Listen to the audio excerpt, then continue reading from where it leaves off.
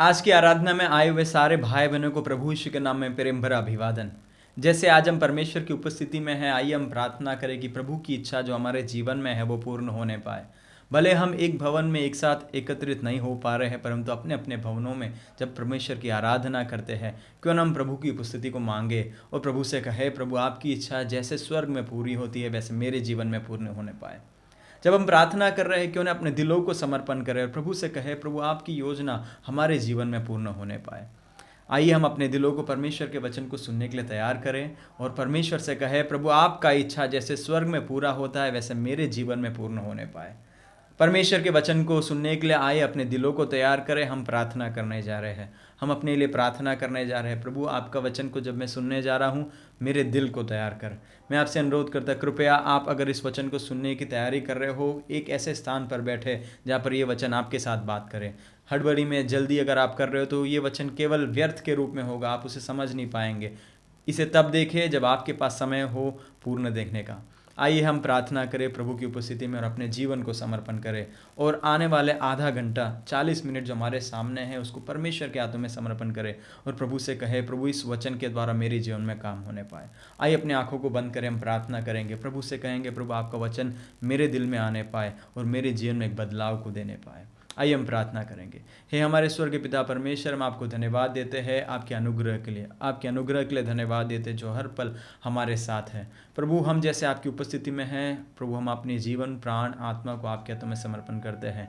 ये वचन आपका है प्रभु जी, हम आपके दास हैं, आप हमसे बात करो, ये हमारी प्रार्थना है। प्रभु हम प्रार्थना करते हैं, जब हम हग्गई की पुस्तक को अध्ययन कर रहे हैं प्रभु, इसके अंदर की गहराई को समझने में प्रभु आप हमारी मदद कीजिए। हमें मदद करो कि हम आत्मिक तौर से और परिपक्व हो जाए और आपके ढील डोल में हम बदलने पाए, हमारी प्रार्थना है। आदर महिमा आप ही को देते यीशु के नाम से मांगते हैं, आमीन। आज की आराधना में आए हुए भाई बहनों को एक और बार मैं स्वागत करना चाहता हूं। जैसे हम परमेश्वर की उपस्थिति में हैं, हम परमेश्वर के वचन को सीखने जा रहे हैं। पिछला हफ्ते हमने जो है हग्गई की पुस्तक का अध्ययन को शुरू किया था और आज ही उसी अध्ययन को हम आगे लेकर जाने वाले हैं। और मैं आपको पहले से ही स्पष्ट करना चाहता हूँ, ये हमारा जो अध्ययन है ये गहराई का अध्ययन नहीं है, परंतु ये पुस्तक का केवल एक रूपरेखा को मैं आपके सामने प्रकट करना चाहता हूँ। इसके गहराई में तो नहीं जाएंगे, परंतु कुछ कुछ बातों को हम अध्ययन करेंगे और ये पुस्तक सच में परमेश्वर ने बाइबल में क्यों रखा है उसके उद्देश्य को जानेंगे और वो आज 21वीं सदी में जब हम लोग हैं हमारे जीवन में उसका अर्थ क्या है उसको हम समझेंगे। जितने लोगों ने पिछले हफ्ते के आराधना सभा के वीडियो को देखा है, आप लोग आगे देख सकते हैं। अगर आपने अभी तक नहीं देखा है तो आप जाकर देख सकते हैं। पिछले आराधना का जो प्रचार है, अध्ययन भाग 1 जो है उसके देखें, उसके बाद आप दूसरे भाग को देखेंगे तो आपको और भी अर्थ मतलब समझ में आएगा। मैं कुछ बातों के केवल संक्षिप्त रूप में बताना चाहता हूं जो पिछले हफ्ते में हमने देखा था कि मसीही जीवन की यात्रा में परमेश्वर की प्राथमिकता, उसके ऊपर हमने इस विषय वस्तु के ऊपर हमने अध्ययन किया था। हमने पहला अध्ययन किया था, उसका पहला बिंदु था कि पुनर्निर्माण करने के लिए परमेश्वर का बुलावा। उसको हम हग्गई की पुस्तक पहला अध्याय 1 से लेकर 5 आयत तक के भागों को देखा था। उसके अंदर हमने 3 मुख्य बातों को देखा था। पहली बात क्या था कि पिछला प्रयास या पहला प्रयास के बाद जुनून का कम हो जाना। हम प्रभु के लिए कुछ काम करते शुरू करते बाद में जुनून कम हो जाता है। दूसरा हमने बात देखा था कि सबसे पहला हमें पहल करना ये बहुत ही अनिवार्य है। परमेश्वर चाहता है कि हम पहला कदम रखें। तीसरा बात हमने देखा था कि आरामदायक छत वालों का घर का जीवन, जिसके बारे में परमेश्वर ने इजराइलियों को, यहूदियों को कहा था कि जब मेरा भवन उजाड़ पड़ा हुआ है, तुम अपने आरामदायक कक्ष में बैठते हो और मेरी इच्छा को पूरी नहीं करते हो।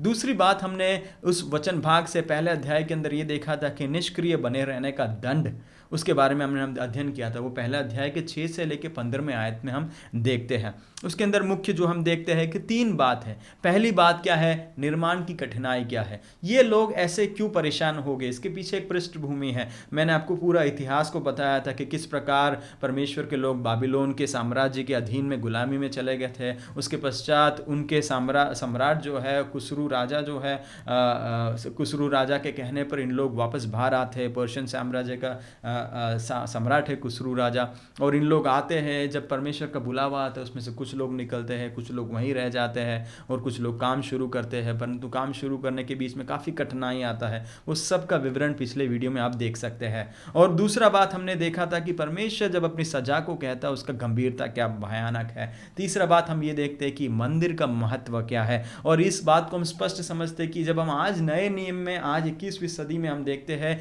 ये मंदिर केवल एक बिल्डिंग नहीं है, केवल एक चर्च बिल्डिंग की बात नहीं किया जा रहा है, परंतु परमेश्वर उससे भी बढ़कर एक हकीकत को हमारे सामने पेश करता है नए नियम में। उसके बारे में हमने अध्ययन किया था। इस अध्याय के अंदर तीसरा मुख्य बात को हमने देखा था कि परमेश्वर का बुलावा का जवाब लोगों ने कैसा दिया था। उसको हमने देखा था कि परमेश्वर के लोग क्या करते हैं। उन लोग परमेश्वर की वाणी को सुनते हैं, उन लोग परमेश्वर की आज्ञा को मानकर काम को शुरू करते हैं। उसके बाद परमेश्वर पहली बात कहता है कि मैं तुम्हारे संग रहता हूं, और हम देखते सब बचे हुए लोग का जो है मन को परमेश्वर उभारता है। इन तीन मुख्य बिंदुओं पर जो मैंने आपको भी बताया, उसके ऊपर हमने पिछले हफ्ता हमने चर्चा किया था, आप उसको जाके देख सकते हैं। आज हम लोग जो है दूसरे अध्याय की ओर आ रहे हैं। दूसरे अध्याय में आने से पहले मैं एक और बार आपको बताना चाहता हूँ, हग्गई जो भविष्यवक्ता है उसने अपने पूरी सेवकाई में कितना सेवकाई किया, ये पुस्तक को जब हम अध्ययन करते केवल 4 महीने की सेवकाई का विवरण यहाँ पे दिया गया है। और हम जानते हैं कि पहला अध्याय के अंदर जो है 6ठे महीने के जैसे कि आप वचन पढ़ते हो वहाँ पर पहला अध्याय का पहला आयत कहता है कि दारा राजा के राज्य के दूसरे वर्ष के 6वें महीने के पहले दिन परमेश्वर का वचन हग्गई के द्वारा परमेश्वर के लोगों के पास आता है। तो वो 6ठे महीने के पहले दिन में परमेश्वर का वचन आता है, वो पहले अध्याय में देखते हैं। उसी प्रकार हम जब दूसरे अध्याय में आते हैं तो हम दूसरे भाग में आते हैं। दूसरे अध्याय में जब हम आते हैं वहाँ पर परमेश्वर का वचन कहता है कि 7वें महीने के 21वें दिन, पहला महीना हम पहले अध्याय में देखते हैं 6ठे महीने का पहला दिन, दूसरे अध्याय में आते हैं तो 7वें महीने का 21वां दिन आता है। और जब हम पुस्तक को दूसरे अध्याय के 10 से लेके आगे पढ़ते हैं, वहां पर पढ़ते हैं वापस परमेश्वर का वचन 9वें महीने के 24वें दिन में आता है। तो मतलब ये परमेश्वर का वचन बिल्कुल स्पष्ट, जैसे मैंने आपको बताया ऐतिहासिक तौर से परमेश्वर का वचन इतिहास में बिल्कुल स्पष्ट तरीके से लिखा गया है, कहा गया, उसको हमने अध्ययन किया। आज का जो हमारा अध्ययन है दूसरे अध्याय से है। मैं बिल्कुल संक्षिप्त रूप में आपको इसके बातों को समझाऊंगा, गहराई में नहीं जाएंगे परंतु कुछ हकीकतों को हम समझेंगे।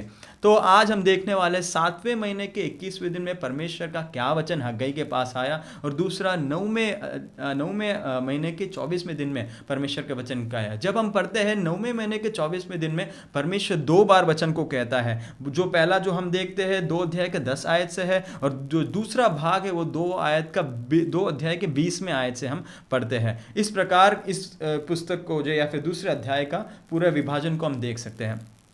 पहला अध्याय और दूसरे अध्याय के बीच में जो पृष्ठभूमि है उसको समझना बहुत ही अनिवार्य है। पहले अध्याय में जैसे हमने पिछले हफ्ता भी अध्ययन किया था, क्या किया था कि परमेश्वर के लोगों ने परमेश्वर की इच्छा को माना। परमेश्वर कहता मैं तुम्हारे साथ हूं, परंतु परमेश्वर के लोगों के जीवन में कुछ समस्या होती है, जिसके कारण हम देखते हैं परमेश्वर का वचन वापस जो है 7वें महीने के 21वें दिन में, तकरीबन मेरे ख्याल से एक 1.5 महीने के आसपास में, 1.5 महीने के अंदर जो है परमेश्वर का वचन वापस लोगों के पास आता है। क्यों आता है उसका कारण कुछ बहुत ही अनिवार्य है। पहला बात यह है कि जो लोग मंदिर के निर्माण को देखते, कई लोग पूर्वज लोग हैं, उनमें से कई लोगों ने सुलेमान की मंदिर की महिमा को देखा, कितना अद्भुत मंदिर बनाया है, और ये जो मंदिर तो देखो इसमें तो कुछ है नहीं, तो उन लोग उदासी के साथ बैठे हुए। दूसरा उनके पास ये समस्या है कि उनके अपेक्षा के अनुसार कुछ नहीं हो रहा था। उन्होंने सोचा सुलेमान का मंदिर इतना भव्य बना था तो ये मंदिर भी बहुत भव्य बनेगा, परंतु उनके अपेक्षा के अनुसार कुछ नहीं होता। तीसरा बात हम देते हैं कि भविष्य में, भूतकाल में जो कठिनाई हो वही कठिनाई भविष्य में होने का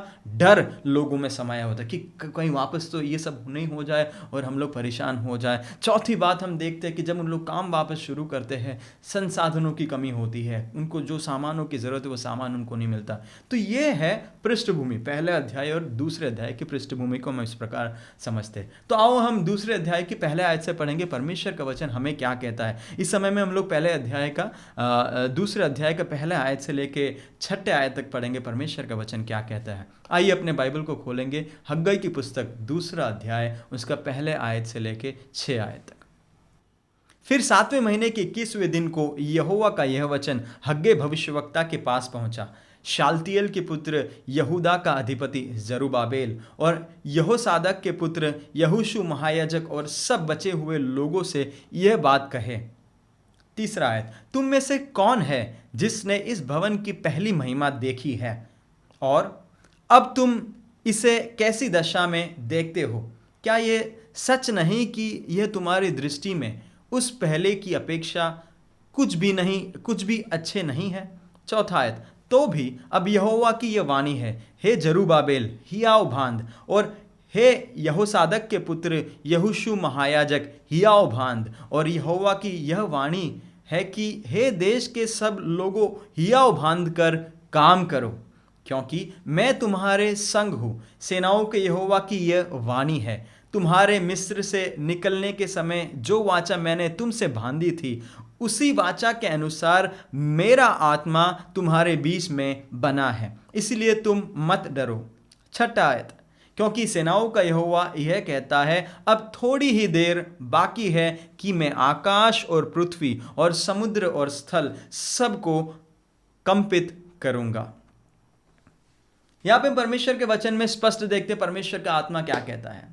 हम लोग शुरू करने जा रहे हैं, आज के अध्ययन को शुरू करने जा रहे हैं, और आज के पूरे अध्ययन को, प्रचार को मैं इस तरीके से शीर्षक देना चाहता हूं कि मसीह जीवन की यात्रा में परमेश्वर के साथ परमेश्वर की योजना को संपन्न करना। मैं दोहराना चाहता हूं, मसीही जीवन की यात्रा में परमेश्वर के साथ परमेश्वर की योजना को संपन्न करना। इस विषय वस्तु के आधार पर हम लोग दूसरे अध्याय को अध्ययन करने जा रहे हैं। एक और बार मैं स्पष्ट करना चाहता हूं कि हम गहराई में नहीं जाएंगे और अन्य पुस्तकों के साथ को जोड़ने की कोशिश नहीं करेंगे, केवल ये समझेंगे कि ये दूसरे अध्याय में क्या लिखा गया है।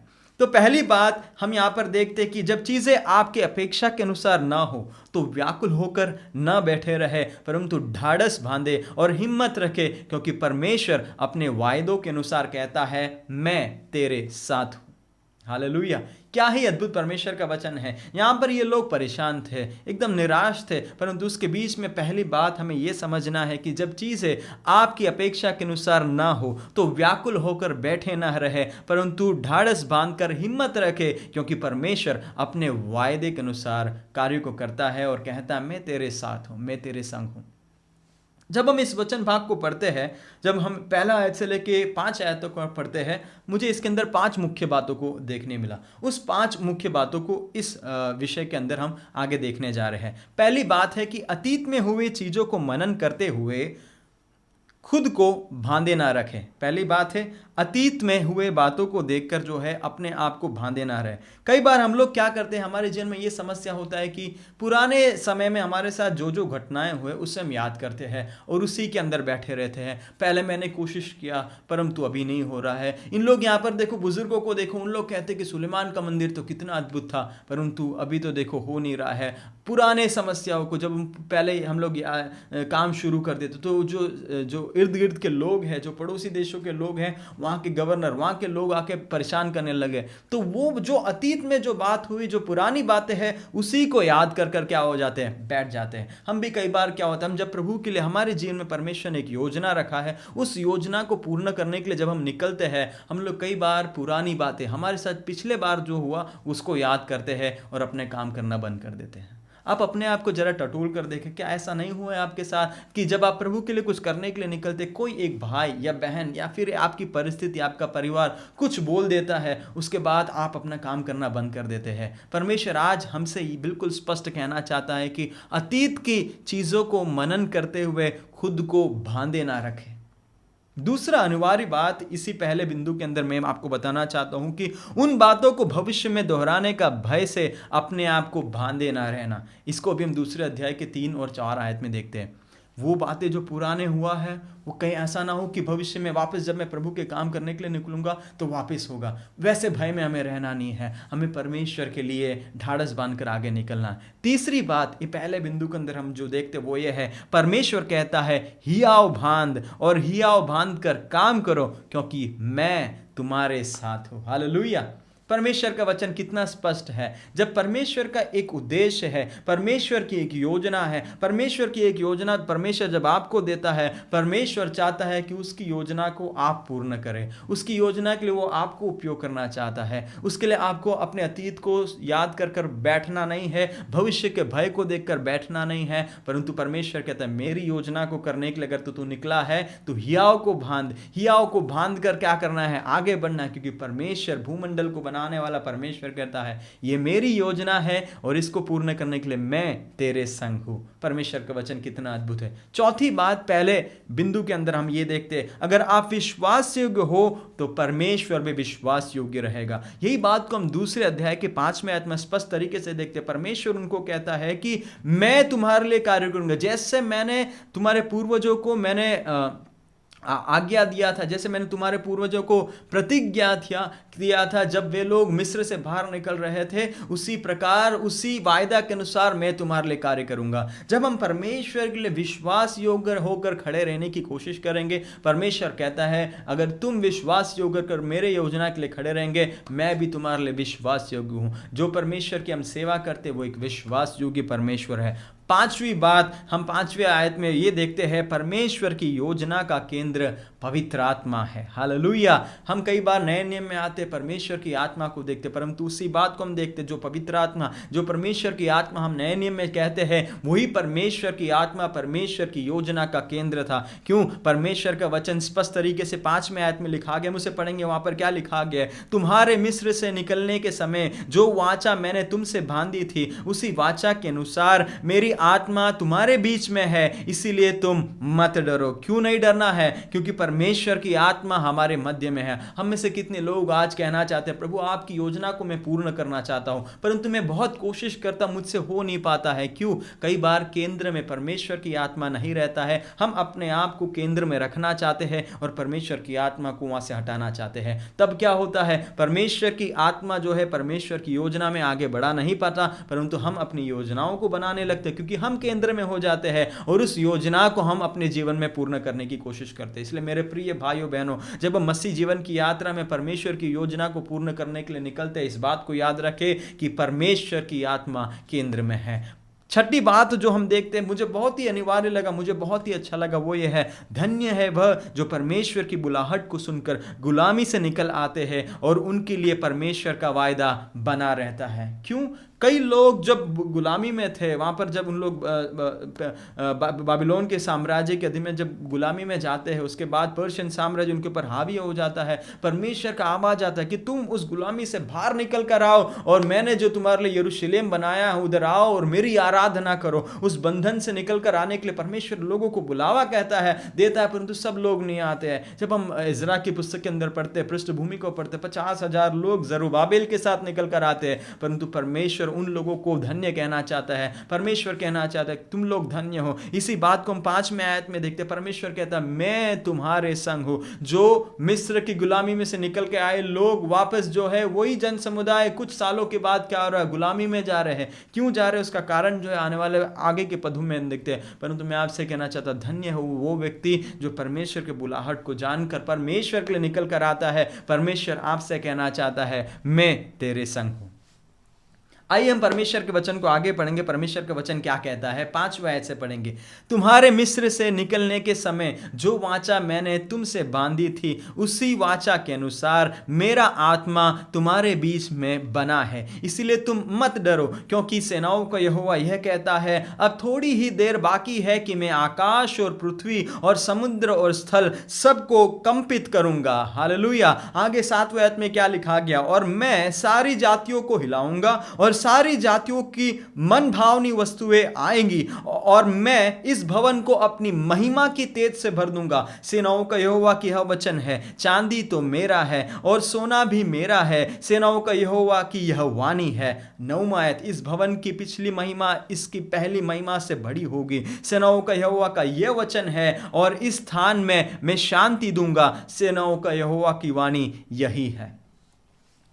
इस विषय वस्तु के अंदर दूसरे बिंदु में आना चाहता हूं और मैं आपको समझाना चाहता हूं। जब हम 5 से लेकर 9 आयत को पढ़ते हैं, एक मुख्य बात मुझे दिखता है, वो ये है, अपनी योजना को पूरा करने के लिए परमेश्वर अपनी अलौकिक प्रबंध को उंडेलता है। एक और बार दोहराना चाहता हूं, अपनी योजना को पूर्ण करने के लिए परमेश्वर अपने अलौकिक प्रबंध को उंडेलता है। हम जिस परमेश्वर की आराधना करते हैं, जिस परमेश्वर की सेवकाई करते हैं, आपने एक बात गौर किया होगा, जब हम 5 से लेकर 9 आयत में हम आते हैं, वहां पर परमेश्वर का वचन, एक वचन बार बार दोहरा रहा है, सेनाओं का वचन परमेश्वर, सेनाओं का परमेश्वर, सेनाओं का यहोवा, सेनाओं का यहोवा। हम जिस परमेश्वर की आराधना करते हैं उसका एक अलग रूप को हम यहाँ पर देखते हैं, वो सेनाओं का यहोवा परमेश्वर है जो अपने लोगों के लिए कार्य करने वाली बात है। दूसरी बात हम इस मुद्दे में देखते वो ये है, परमेश्वर अपनी योजना को पूर्ण करने के लिए अलौकिक प्रबंध को करने वाली बात को हम देखते हैं। दूसरे मुद्दे के अंदर पहला बिंदु हम ये देखते हैं, जब समय आएगा और लोग तैयार होंगे, परमेश्वर अपनी योजना और अपने लोगों के लिए प्राकृतिक अलौकिक काम करने वाला परमेश्वर है। एक और बार दोहराना चाहता, जब समय आएगा और लोग तैयार होंगे, परमेश्वर अपनी योजना और अपने लोगों के लिए प्राकृतिक अलौकिक काम करने वाला परमेश्वर है। क्यों? जब हम 6 आयत में पढ़ते, आप लोगों ने ध्यान दिया होगा क्या लिखा गया, थोड़ी ही देर में बाकी है, मैं आकाश और पृथ्वी और समुद्र और स्थल सबको कंपित करूंगा। हालेलुया। हम जिस परमेश्वर की आराधना करते वो जीवित परमेश्वर है, वो सेनाओं का परमेश्वर है। परमेश्वर केवल एक गोत्र का या फिर एक पहाड़ का या फिर एक राज्य का, एक देश का नहीं, परंतु वो जीवित परमेश्वर, वो भूमंडल को अपने शब्दों में बनाने वाला परमेश्वर की सेवा करते हैं। वो कहता है, वो क्या कहता है, वो वचन बिल्कुल स्पष्ट कहता है, क्या कहता है, आकाश को, पृथ्वी को, समुद्र को, स्थल को हिलाऊंगा। परमेश्वर की योजना के लिए परमेश्वर अलौकिक कामों को करने वाला परमेश्वर है। अगर जब समय आ जाएगा और परमेश्वर के लोग तैयार हो जाएंगे, मैं आपसे कहना चाहता हूं, परमेश्वर अपनी योजना को संपूर्ण करने के लिए अलौकिक काम करेगा, जिसके लिए शायद विज्ञान के पास भी कोई जवाब नहीं होगा। आज हम पोस्ट कोविड वर्ल्ड की ओर आ गए हैं। एक वायरस ने पूरे दुनिया को हिला दिया है। एक वायरस के सामने इंसान का साम्राज्य धीमे धीमे झुकता आ रहा है। मैं आपसे कहना चाहता हूं, ये बिल्कुल बताता है स्पष्ट कि इस दुनिया के ऊपर एक सर्वशक्तिमान परमेश्वर का संप्रभुता है। उस प्रभुता के अधीन में जो आने के लिए तैयार है, परमेश्वर कहता है मेरी योजना में तू भी शामिल हो जा, क्योंकि मैं अपनी योजना को पूर्ण करने के लिए अलौकिक कामों को करने वाला परमेश्वर है। हालेलुया। दूसरा मुद्दा जो दूसरे बिंदु में हम देखते वो ये है, जब समय आएगा और लोग तैयार होंगे, परमेश्वर राज्यों के पास से धन अपनी योजना के लिए लेकर आएगा। एक बहुत बड़ा समस्या को, जैसे मैंने आपको पहले भी बताया था, दूसरे अध्याय के शुरू होने से पहले, उनके पास संसाधनों की कमी थी। उन लोग गुलामी में थे, उनके पास कोई सेविंग्स नहीं था। उन लोग यहाँ पर यरूशलेम में आ गए हैं और यरूशलेम में आने के बाद अभी क्या हो गया, उनके पास संसाधनों की कमी है, उनके पास पैसों की कमी है। परंतु जब 7वें आयत में आते हैं तो परमेश्वर का वचन स्पष्ट कहता है, क्या लिखा गया 7वें आयत में, और मैं सारी जातियों को हिलाऊंगा और सारी जातियों को मन भावनी वस्तुएं आएंगी और मैं इस भवन को अपनी महिमा के तेज से भर दूंगा। हालेलुया। यहां पर एक वचन स्पष्ट है, और सारी जातियों की मन भावनीय वस्तुएं आएंगी।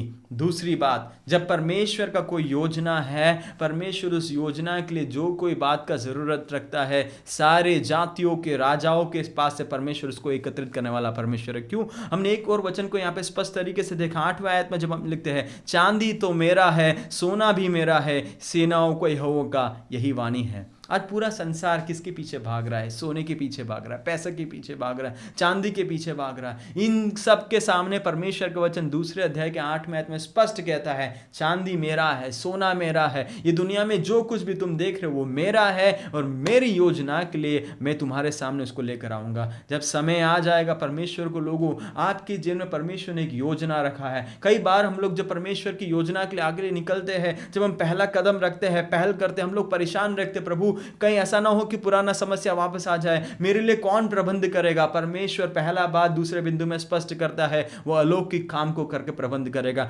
दूसरा बात बिल्कुल परमेश्वर स्पष्ट करता है, राज्यों के पास से धन अपनी योजना के लिए परमेश्वर खींच के लेके आने वाला परमेश्वर है। क्यों? परमेश्वर कहता है मेरी योजना के लिए अगर आप खड़े हो, उसके लिए प्रबंध को भी मैं करने वाला परमेश्वर हूं। आज सवाल है, अगर आपको लग रहा है कि समय, आपको भी लग रहा है मैं निकलता हूं परंतु मेरे पास संसाधनों की कमी है, मेरे पास रिसोर्सेस की कमी है, मैं आपसे कहना चाहता हूं, सेनाओं को यहोवा दूसरे अध्याय के 8वें आयत में स्पष्ट कहता है, सोना चांदी मेरा है। 7वें आयत में स्पष्ट कहता है कि मैं उसे खींच कर लेकर आऊंगा। आपको घबराने की जरूरत नहीं है, वो परमेश्वर आपकी जरूरतों को पूरी करेगा। आप अगर उसकी योजना के लिए तैयार होते हो तो उसके काम के लिए परमेश्वर खुद परमेश्वर बातों को लेकर आएगा। परंतु परमेश्वर चाहता है कि उसके लोग विश्वास योग्य तरीके से उस स्थान पर रहे जहां पर परमेश्वर के आशीष को वो प्राप्त करें। मैं आपसे कहना चाहता हूं, ये दुनिया का धन सच्चा धन नहीं है। ये दुनिया का सबसे बड़ा धन है आपकी आत्मा और अन्य आत्माओं को जीतने का। परमेश्वर ने इस काम के लिए, इस योजना के लिए मुझे और आपको बुलाया है। जो आत्मा नाश की ओर जा रहे हैं, नरक की ओर जा रहे हैं, उनको हमें लेकर आना है। उसके लिए हमें परमेश्वर की योजना में पहल करके जुड़ना है।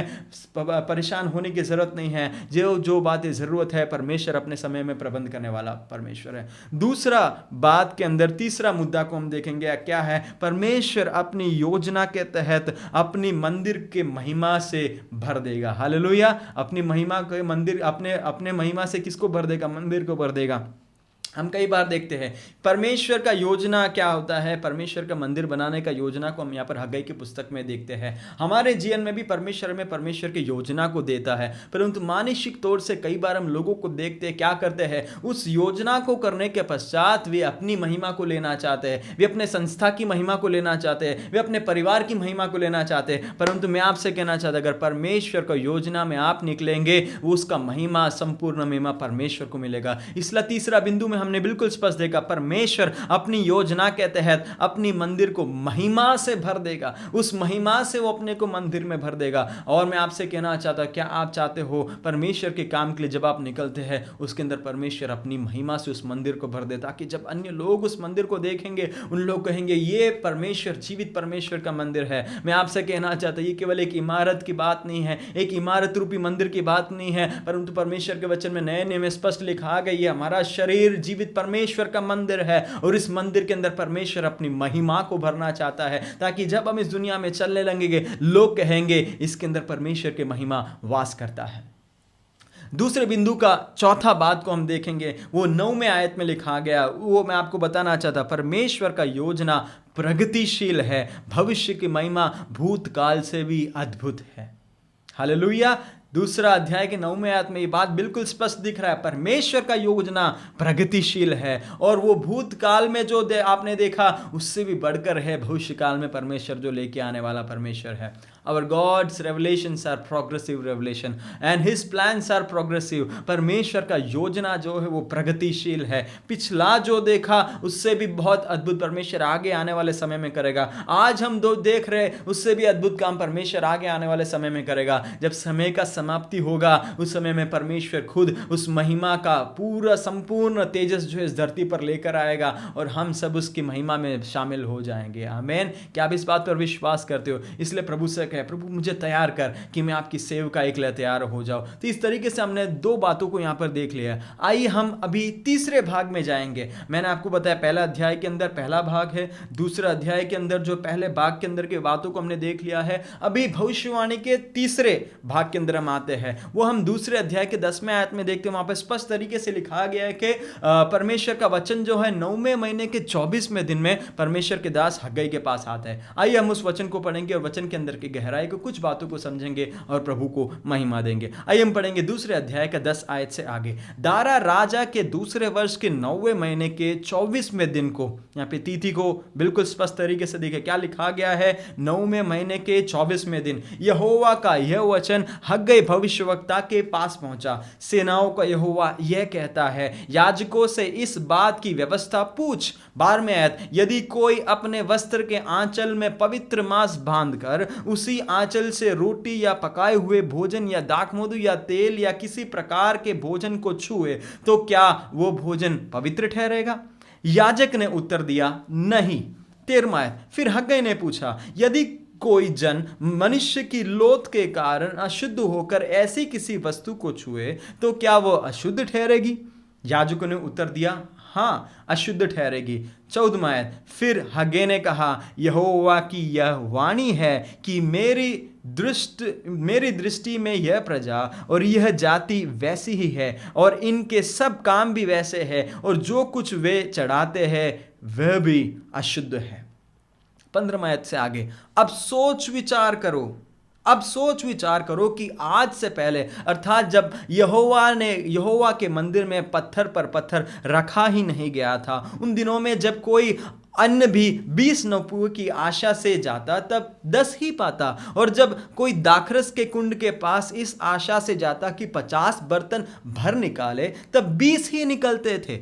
मैंने तुम्हारी सारी खेती को लू और गेहरुए और ओलों से मारा, तो भी तुम मेरी ओर न फिरे, यहोवा की यह वाणी है। 18वां आयत देखो वापस आता है, अब सोच विचार करो, अब सोच विचार करो कि आज से पहले अर्थात जिस दिन यहोवा के मंदिर की नींव डाली गई उसी दिन से लेकर 9वें महीने के इसी 24वें दिन तक क्या दशा थी, इसका सोच विचार करो। वापस शब्द है सोच विचार करो।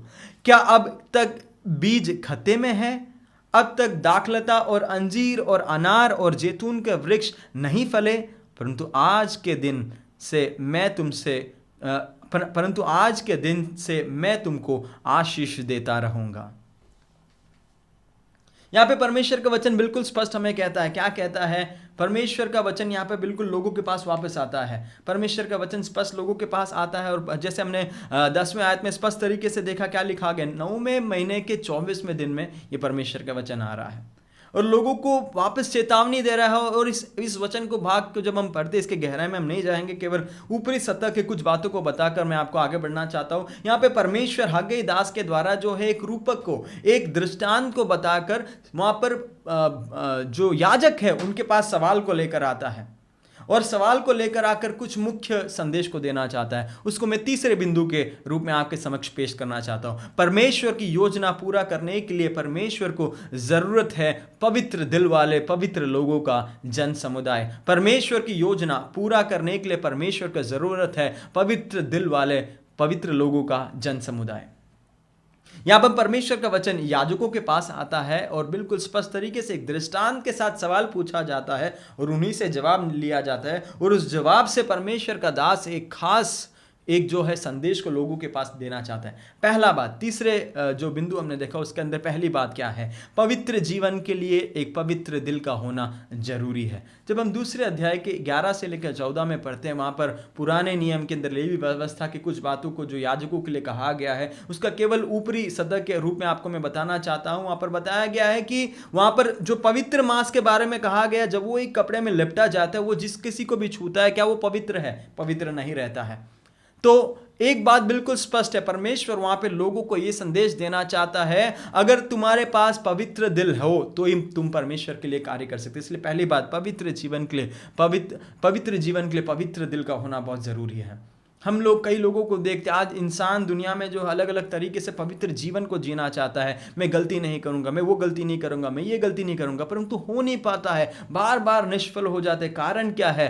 दिल पवित्र नहीं है। जब दिल पवित्र हो जाता है, जब आंतरिक रूप में हम बदल जाते हैं, मैं आपसे कहना चाहता हूँ बाहर आप गलत कर नहीं पाओगे। जैसे हम प्रभु के पास आते हैं, प्रभु के अंदर दिन भर दिन परमेश्वर में पवित्र बनाता जाता है और ये हमारा ये मसीह जीवन का यात्रा आगे बढ़ता जाता है। और जितने हम अपने दिल को पवित्र करते जाते हैं उतने हम परमेश्वर की योजना में और भी शामिल होकर परमेश्वर की योजना को पूरा करने लगते हैं। दूसरा बात जो तीसरे मुद्दे में हम देख रहे वो है, बिना पवित्र दिल के सारे काम अपवित्र है। आपके पास अगर एक दिल पवित्र नहीं है, आप जो कुछ भी करो वो अपवित्र है। उस बात को परमेश्वर स्पष्ट करके लोगों को कहना चाहता है। अगर हमारा अंदर साफ नहीं है, चाहे हम कितने कर्म कांड करें, हम परमेश्वर की स्तुति, आराधना, प्रार्थना जो भी करें, परंतु सच में अगर हमारा आंतरिक रूप में हम शुद्ध नहीं है, परमेश्वर का वचन बिल्कुल स्पष्ट तरीके से हमें कहना चाहता है हमारा सारा काम अपवित्र है। इसलिए मेरे प्रिय भाई बहनों, जब आप इस वीडियो को देख रहे, अपने दिल को परखे, परमेश्वर से कहे क्या मेरे दिल में ऐसी कोई बुराई है। आज जब ये वीडियो को देख रहे, प्रभु से कहे प्रभु मुझे शुद्ध कर, पवित्र कर, और वो यीशु मसीह का लहू काफी है आपको शुद्ध करने के लिए। और ये हर पल होते रहना है, हर पल ये शुद्धिकरण होते रहना है। और हम पूरी तरीके से जब शुद्ध हो जाते हैं तब परमेश्वर अपनी योजना के लिए हमें आगे बढ़ा कर वो परमेश्वर की महिमा के लिए उपयोग करने वाला परमेश्वर है। तीसरी बात, तीसरे मुद्दे में हम देखते हैं, परमेश्वर चाहता है कि वेदी पर एक पवित्र आराधना, एक पवित्र जीवन हो। वहां पर परमेश्वर के वचन में 11 के 14 में लिखते, उन लोग जो भी लाते हैं, चढ़ाते हैं, वो बिल्कुल क्या है? अपवित्र। मैं आपके लिए वचन पढ़ना चाहता, 13 और 14। फिर हग्गई ने पूछा, यदि कोई जन मनुष्य की लोथ के कारण अशुद्ध होकर ऐसी किसी वस्तु को छुए तो क्या वो अशुद्ध ठहरेगी? याजकों ने उत्तर दिया, हाँ अशुद्ध ठहरेगी। 14वें आयत को ध्यान से सुना। फिर हग्गई ने कहा, यहोवा की यह वाणी है कि मेरी दृष्टि में यह प्रजा और यह जाति वैसी ही है और इनके सब काम और जो कुछ वे चढ़ाते हैं वह भी अशुद्ध है।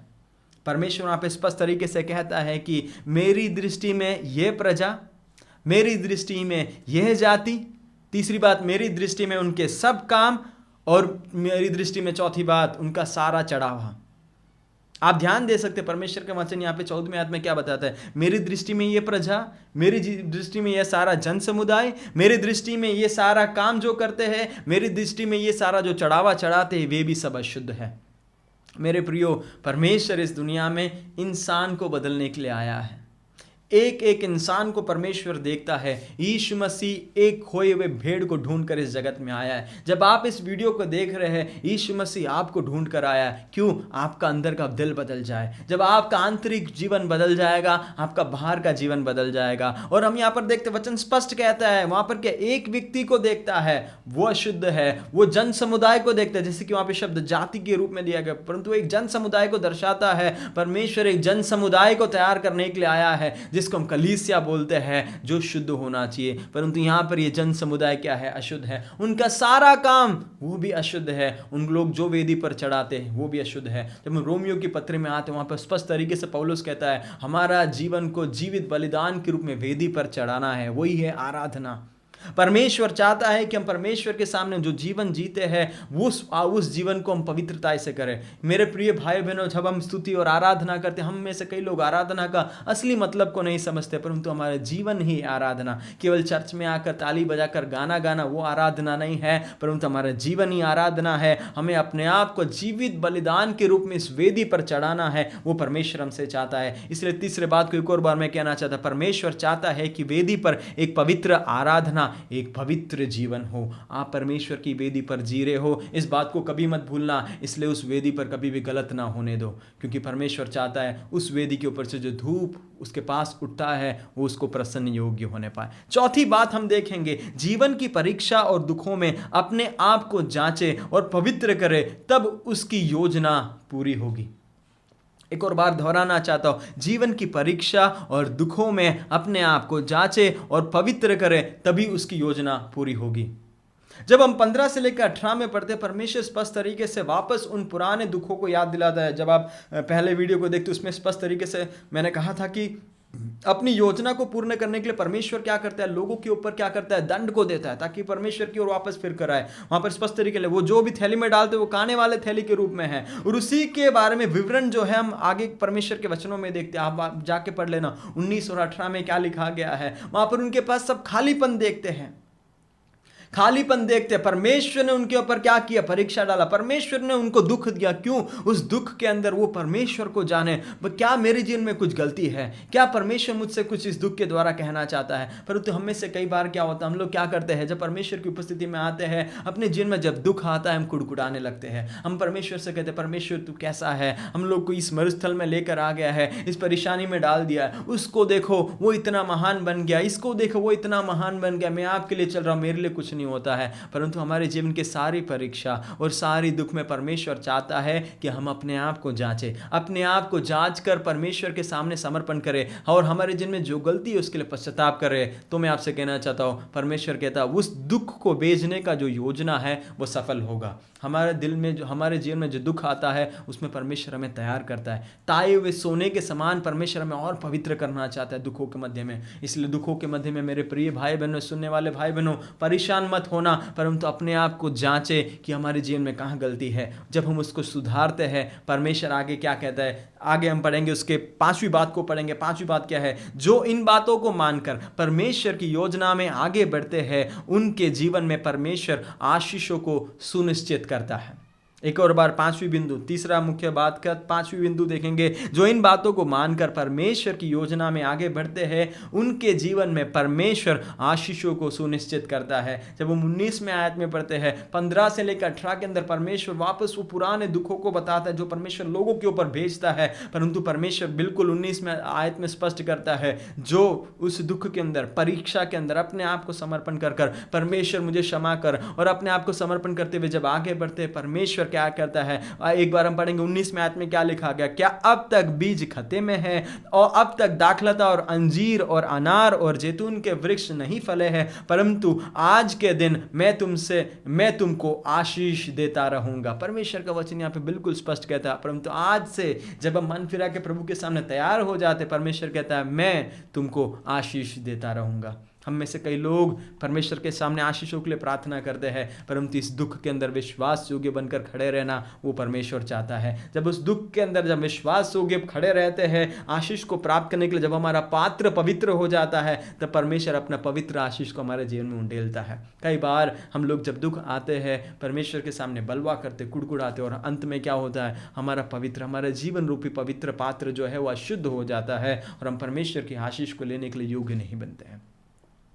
आओ तीसरे भाग के दूसरे भाग के अंदर हम लोग जाएंगे। मतलब हम हग्गई की पुस्तक के अंदर, जैसे मैंने आपको बताया, 3 भाग है, और पहला भाग पहला अध्याय, दूसरा अध्याय का जो 1 से लेकर 10 आयत तक में हमने दूसरा भाग देखा, तीसरा भाग को हम लोग ने 10 आयत से आगे देखा था। अभी 20 आयत से लेके आगे जाएंगे, वहां पर उसी दिन परमेश्वर का वचन हग्गई के द्वारा परमेश्वर के लोगों के पास आता है। आइए हम पढ़ेंगे 20वें आयत को। उसी महीने के 24वें दिन को दूसरी बार यहोवा का यह वचन हग्गई के पास पहुंचा। 21वां आयत, यहूदा के अधिपति जरुब्बाबेल से यह कह, मैं आकाश और पृथ्वी दोनों को हिला दूंगा और मैं राज्य की गद्दी को उलट दूंगा। मैं अन्य जातियों के राज्य का बल तोड़ूंगा और रथों और चढ़वैयों समेत उलट दूंगा और घोड़ों समेत सवार हर एक अपने भाई की तलवार से गिरेंगे। 23 आयत, सेनाओं को यहोवा की यह वाणी है, उस दिन हे शालतिएल के पुत्र मेरे दास जरुब्बाबेल, मैं तुझे लेकर मुहर वाली अंगूठी के समान रखूंगा। यहोवा की यह वाणी है, क्योंकि मैंने तुझी को चुन लिया है। सेनाओं का यहोवा का यही वाणी है। आखिरी आयत, हमारे प्रचार के चौथे बिंदु में हम लोग आते। मैं आपके सामने बताना चाहता हूँ चौथा बिंदु क्या है। परमेश्वर की योजना के अनुसार परमेश्वर साम्राज्य और राजाओं को स्थापित करता है और अपने विश्वास योग्य दासों को प्रतिफल देता है। एक और बार दोहराना चाहता हूँ, चौथा बिंदु, परमेश्वर की योजना के अनुसार परमेश्वर साम्राज्य और राजाओं को स्थापित करता है और अपने विश्वास योग्य दासों का प्रतिफल देता है। इस विषय के अंदर जब 20 से लेकर हम लोग आखिरी आयत तक पढ़ते हैं, वहां पर मुझे 3 मुख्य बात दिखता है। पहली बात यह है कि परमेश्वर बिल्कुल वापस दोहराता, परमेश्वर फिर दोहराता है कि परमेश्वर अपनी योजना और अपने लोगों के लिए प्राकृतिक अलौकिक काम करने वाला परमेश्वर है। परमेश्वर एक और बार दोहराना चाहता है, जो परमेश्वर की योजना में आप लगे हुए हैं वो कोई मूर्त नहीं है, परंतु वो भूमंडल को अपने शब्दों में बनाने वाला परमेश्वर है और उसकी योजना के लिए वो अलौकिक काम, सुपरनैचुरल काम को करने के लिए तैयार है। कब? जब उसके लोग तैयार हो जाते हैं। दूसरा मुख्य बात जो यहां पर हम देखते हैं, परमेश्वर स्वयं साम्राज्य और राजाओं को स्थापित करता है। यहां पर हम 22वें आयत में स्पष्ट तरीके से परमेश्वर का वचन, उस आयत को खाली देखो, 22वें आयत में देखेंगे वहां पे परमेश्वर राज्य की गद्दी को उलट देगा करता है। अन्य जातियों के राज्य का बल को तोड़ने की बात की गई है। रथों को चढ़वैयों समेत उलट दूंगा, परमेश्वर कहता है। घोड़ों समेत सवार हर एक अपने भाई की तलवार से गिरेंगे। यहां पर क्या देख रहा है? एक राज्य पूरी तरह से हट रहा है, दूसरा राज्य आ रहा है। मेरे प्रिय भाई और बहनों, जिस परमेश्वर की हम सेवा करते हैं वो राजाओं और साम्राज्य को स्थापित करता है, समय आने पर उस साम्राज्य को उखाड़ कर फेंक देता है। क्यों? हमारा परमेश्वर सेनाओं का यहोवा है। इस दुनिया के अंदर राजा बनने के लिए, अधिकार को प्राप्त करने के लिए कई लोग क्या क्या नहीं करते हैं। जो गरीब लोग हैं, जिन लोगों को कोई आवाज नहीं है, उनको दबाने की कोशिश करते, परंतु परमेश्वर का वचन स्पष्ट कहता है वही परमेश्वर है जो राजाओं को लगाता है और राजाओं को हटाता है। और यह वचन जब परमेश्वर के दास के पास हग्गई के द्वारा जब आ रहा था, इसके बाद कुछ समय के बाद जब हम इतिहास को देखते हैं, समय आ गया था जब वहाँ पर कुसरू राजा के बाद जो दारेस राजा आता है, दारा राजा के बाद जो है सिकंदर राजा का साम्राज्य का समय आ जाता है। जब ये वचन जब हो जाता है, वहाँ पर दारा राजा का जो राज्य है वो खत्म होता है। पर्शियन साम्राज्य, फारसी साम्राज्य जो वो खत्म होता है और एक नया यूनानी साम्राज्य, अलेक्जेंडर द ग्रेट, सिकंदर जो हम बोलते हैं, जो समुंदर को भी देखकर कहता है अगर समुंदर तू जमीन होता तो तुझे भी मैं अपने कब्जे में ले लेता, उसको लाकर परमेश्वर लगा देता है। और परमेश्वर पूरे दुनिया में ऐसा एक सिस्टम लाकर तैयार करता है जहां पर इस दुनिया का मसीहा यीशु मसीह का जन्म हो जाए और उसका प्रचार पूरे दुनिया में फैल जाए। वैसा एक ग्रीक साम्राज्य, अभी भी वो ग्रीक साम्राज्य का एक विभिन्न रूप आज हम देखते हैं। सिटी पॉलिस जो एक कल्चर है उस साम्राज्य से शुरू हुआ, उस समय में परमेश्वर उस साम्राज्य को लाता है, समय आने पर उसको भी हटाकर रोमी साम्राज्य को लाता है। इस दुनिया के राजाओं को लाने का काम और उनको निकालने का काम मेरा परमेश्वर का है। मेरे प्रिय भाई बहनों, इस बात को ना भूले, परमेश्वर अपनी योजना के अनुसार परमेश्वर राज्यों को लगाता है और राज्यों को निकालता है। तीसरा बात, चौथे बात के अंदर तीसरा बात, चुने हुए विश्वासी दासों को प्रभु मान सम्मान और प्रतिफल देगा। 23 में आयत में परमेश्वर का वचन कितना अद्भुत तरीके से जरुब्बाबेल के लिए आता है। वहां पर क्या लिखा गया, सेनाओं का यहोवा की यह वाणी है, उस दिन हे शालतियेल के पुत्र मेरा दास जरुब्बाबेल, मैं तुझे लेकर मुहर वाली अंगूठी के समान रखूंगा। यहोवा की यही वाणी है, क्योंकि मैंने तुझको चुन लिया है। सेनाओं का यहोवा की यह वाणी है। जरुब्बाबेल को परमेश्वर वहाँ पर कौन सा पदवी दे रहा है? मुहर वाले अंगूठी। एक सम्राट के हाथ में जो मुहर वाला अंगूठी रहता था वो उसका सिग्नेचर था। जब भी कभी कोई नया नियम बनता था वहाँ पर राजा उस मुहर को लगाता था। मतलब वो मुहर वाला अंगूठी कितना कीमती है। परमेश्वर क्या कहना चाहते हैं? जरुब्बाबेल को कहना चाहता है, जो परमेश्वर के लोगों को उस गुलामी में से निकल कर लेकर आता है। ये एक आसान काम नहीं था, बहुत मुश्किल वाला काम था। उनको किसी तरीके से कन्विंस करके यरूशलेम में लेकर आए और परमेश्वर का काम वहाँ पर शुरू हुआ, मंदिर का काम शुरू हुआ, वापस बंद हो गया। वापस परमेश्वर हग्गई को भेजता है, जकरिया को भेजता है, वापस काम को शुरू कर रहा है। बहुत परेशान वाला एक जीवन शायद जरुब्बाबेल का होगा। परमेश्वर उसे कहता है, चुने हुए विश्वास योग्य दासों को परमेश्वर मान सम्मान करने वाला परमेश्वर है और प्रतिफल देने वाला परमेश्वर है। मेरे प्रिय भाई बहनों, वो परमेश्वर अपना साम्राज्य इस दुनिया में स्थापित करने वाला है। इसलिए हम अपने आप को तैयार करें। हमें परमेश्वर ने अपनी योजना के लिए, अभी जो योजना के लिए परमेश्वर ने हमें रखा है, उस योजना को पूरा करें। तब राजाओं का राजा, प्रभुओं का प्रभु परमेश्वर खुद दुनिया में आके अपने राज्य को स्थापित करेगा। तब हम क्या उसके लिए तैयार है? आइए अपने आप को परमेश्वर के हाथों में समर्पण करें। हम प्रार्थना करेंगे। यहाँ पर कुछ बातों को हमने देखा, मैं केवल जल्दी आपको बताना चाहता। पहली बात हमने देखा, जब चीजें आपकी अपेक्षा के अनुसार ना हो तो व्याकुल होकर बैठे ना रहे, परंतु ढाढ़स बांधे और हिम्मत रखे, क्योंकि परमेश्वर अपने वायदों के अनुसार कहता है, मैं तेरे संग हूं। उसके अंदर हमने देखा था, 6 बातों को देखा था कि अतीत में हुए चीजों को मनन करते हुए खुद को बांधे ना रखे। दूसरी बात देखा था कि उन बातों का भविष्य में दोहराने के भय से अपने आप को बांधे ना रखे। तीसरी बात हमने देखा था कि परमेश्वर कहता है कि हियाव बांध और हियाव बांध कर काम करो, क्योंकि मैं तुम्हारे साथ हूं। चौथा बात हमने देखा था कि अगर आप विश्वास योग्य हो तो परमेश्वर विश्वास योग्य रहेगा। पांचवा बात हमने देखा था कि परमेश्वर की योजना का केंद्र परमेश्वर की आत्मा है। छठा बात हमने देखा, धन्य है वो जो परमेश्वर की बुलाहट को सुनकर गुलामी से निकल आते हैं और उनके लिए परमेश्वर का वायदा बना रहता है। दूसरा बात हमने देखा, अपनी योजना को पूरा करने को परमेश्वर अपने अलौकिक प्रबंध को उंडेलता है। उसके अंदर हमने 4 बातों को देखा। जब समय आएगा और लोग तैयार होंगे, परमेश्वर अपनी योजना और अपने लोगों के लिए प्राकृतिक अलौकिक काम करेगा। दूसरी बात, जब समय आएगा और लोग तैयार होंगे, परमेश्वर राज्यों के पास से धन अपनी योजना के लिए लेके आएगा। तीसरी बात, परमेश्वर अपनी योजना के तहत अपनी मंदिर को महिमा से भर देगा। चौथी बात, परमेश्वर का योजना प्रगतिशील है, भविष्य में महिमा भूतकाल से अद्भुत होगा। तीसरी बात हमने देखा, परमेश्वर की योजना पूरा करने के लिए परमेश्वर का जरूरत है पवित्र दिल वाले पवित्र लोगों का जन समुदाय।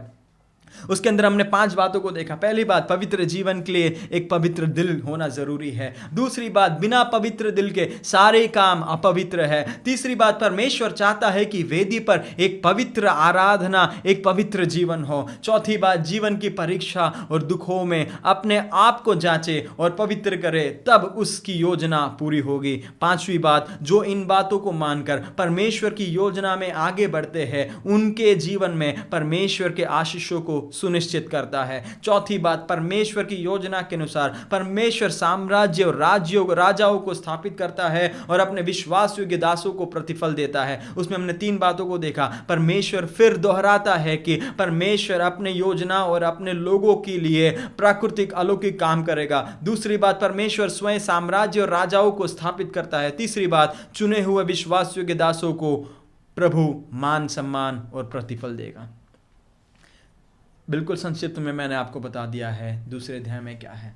परमेश्वर मुझसे और आपसे सबसे यही चाहता है कि हम मसीह जीवन की यात्रा में परमेश्वर के साथ परमेश्वर की योजना को संपन्न करने में लगे।